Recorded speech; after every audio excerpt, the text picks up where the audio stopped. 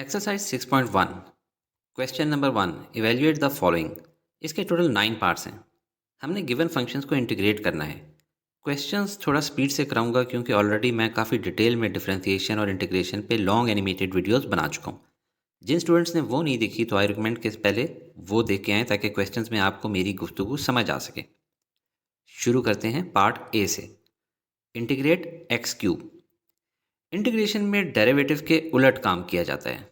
Derivative में power से 1 minus किया जाता है, यहाँ पे पावर में 1 ऐड किया जाता है।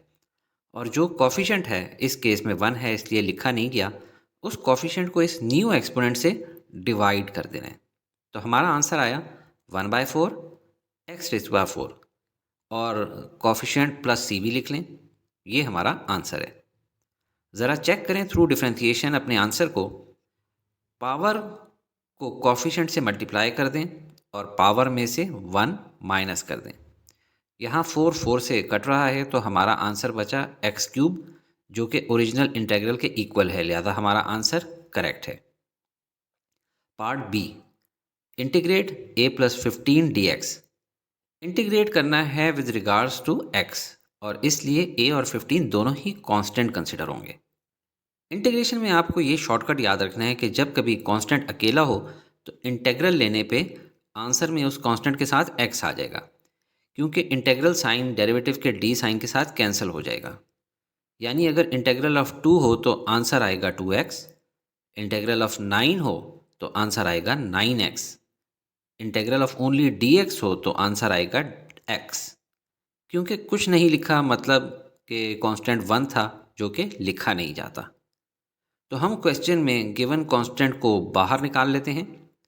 इंटीग्रल ऑफ 1 dx से हमें मिलेगा सिर्फ x और इंटीग्रल के आंसर में प्लस सी भी लिखना है तो ये हमारा आंसर है। इसको ऐसे भी लिख सकते हैं ax + 15x + c। Part C, integrate 1/5x। इसमें 1/5 कांस्टेंट है इसलिए इसको इंटीग्रल से बाहर निकाल लेते हैं। अंदर बच गया इंटीग्रल ऑफ 1/x dx। आपने अलर्ट रहना है और सोचते रहना है कि इंटीग्रल के बीच में जो चीज़ है वो किसी फंक्शन का डेरिवेटिव तो नहीं है। एक्सरसाइज 3.5 में हमने डेरिवेटिव्स ऑफ लॉग और नेचुरल लॉग पढ़े थे। नेचुरल लॉग ऑफ x का डेरिवेटिव होता है 1/x। तो जब 1/x का इंटीग्रल लेंगे तो वापस नेचुरल लॉग ऑफ x मिलेगा और कांस्टेंट ऑफ इंटीग्रेशन प्लस सी तो आपने लगाना ही है, तो ये हमारा आंसर है। Part D, integral of 3x² + 4x - 5 dx। इसमें आप देखें 3 टर्म्स हैं इनसाइड इंटीग्रल, तो हम इंटीग्रल का सम रूल लेंगे जिसमें तीनों टर्म्स को सेपरेट इंटीग्रल और dx के बीच में लिखते हैं। अब जो टर्म कांस्टेंट है जैसे इसमें 3, 4 और 5, उनको इंटीग्रल से बाहर निकाल लें। पहली टर्म के x² को इंटीग्रेट करेंगे तो उसके एक्सपोनेंट में 1 ऐड हो जाएगा और कॉफिशेंट को इस न्यू एक्सपोनेंट से डिवाइड कर देंगे। सेकेंड टर्म में भी x की पावर जो कि 1 है उसमें 1 ऐड हो जाएगा और न्यू एक्सपोनेंट से कॉफिशेंट को डिवाइड कर देंगे। फाइनल टर्म में दिमाग में सोचें कि इंटीग्रल और d कैंसिल हो गए तो बच गया -5x। फर्स्ट टर्म में ऊपर 3 और नीचे भी 2 + 1 यानी 3 है तो कैंसिल आउट हो रहे, बच गया x³ सेकेंड टर्म में ऊपर 4 और नीचे 1 + 1 यानी 2 है तो इनसे बना 2 और x की power 2। Third term as it is -5x और एंड में कांस्टेंट ऑफ इंटीग्रेशन भी लिखना होता है +c, तो ये हमारा आंसर है। Part E, integral of 1 + 3t whole raise to t³ dt। इस क्वेश्चन में 1 + 3t मल्टीप्लाई हो रहा है t³ से, तो मल्टीप्लाई करने के नतीजे में हमारे पास आएंगे t³ और 3 × t⁴। अब इंटीग्रल का सम रूल लेंगे जिसमें दोनों टर्म्स को सेपरेट इंटीग्रल और dt के बीच में लिखेंगे।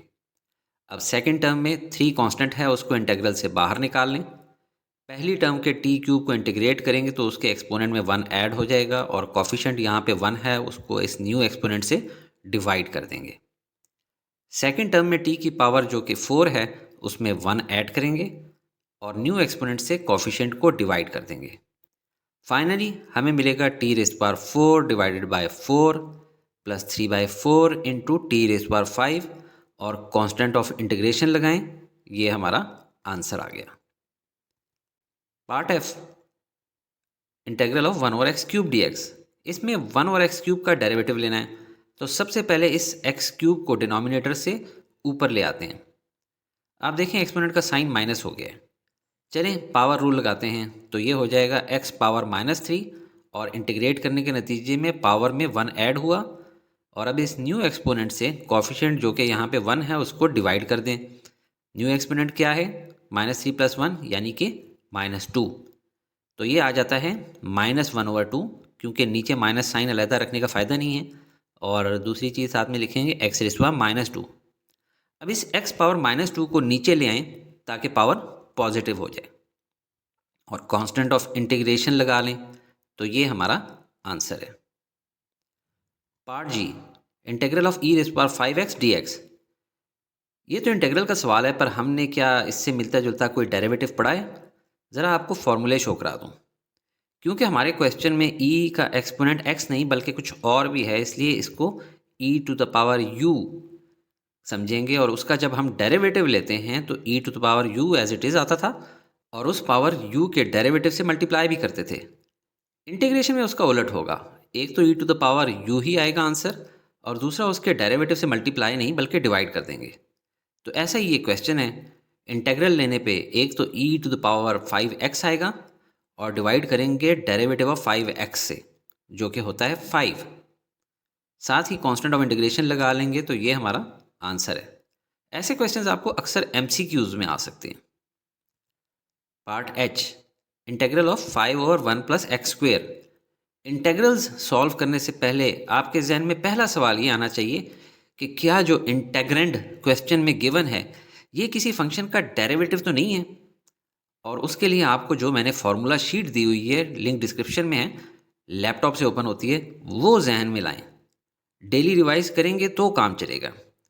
ये देखें, हमारे इंटेग्रेंट का मेन हिस्सा मौजूद है 1/1 + x², क्योंकि ऊपर वाला 5 तो कांस्टेंट है, उसको हम बाहर ले लेते हैं और 1/1 + x² का इंटीग्रल लेने पे tan इनवर्स x लिख लेंगे और साथ में कांस्टेंट ऑफ इंटीग्रेशन लिख लेंगे।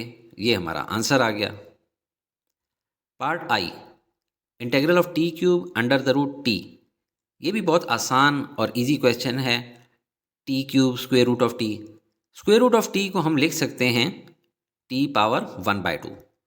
अब बेसिस सेम हों तो पावर्स ऐड हो जाती हैं, और 3 + 1/2 को कैलकुलेट करें तो ये बनता है 3.5, जिसको हम लिख सकते हैं 7/2। अब इसको इंटीग्रेट करें, पावर रूल लगाएं तो t की पावर में 1 ऐड हो जाएगा, और कॉफिशिएंट जो यहाँ पे 1 है इसीलिए लिखा नहीं गया था, उसको न्यू एक्सपोनेंट से डिवाइड कर दें। एलसीएम लेके भी कैलकुलेट कर सकते हैं, लेकिन जहन में करें तो देखें 7/2 का मतलब है 3.5, और उसमें 1 ऐड करें तो हो जाएगा 4.5, और 4.5 को हम क्या लिख सकते हैं फ्रैक्शन में? 9/2। तो अब हमारी इक्वेशन ऐसी हो जाएगी। ये डिनोमिनेटर के डिनोमिनेटर में है तो इसको हम न्यूमिनेटर में ले आते हैं। अब कांस्टेंट ऑफ इंटीग्रेशन लगा लें, तो ये हमारा फाइनल आंसर है।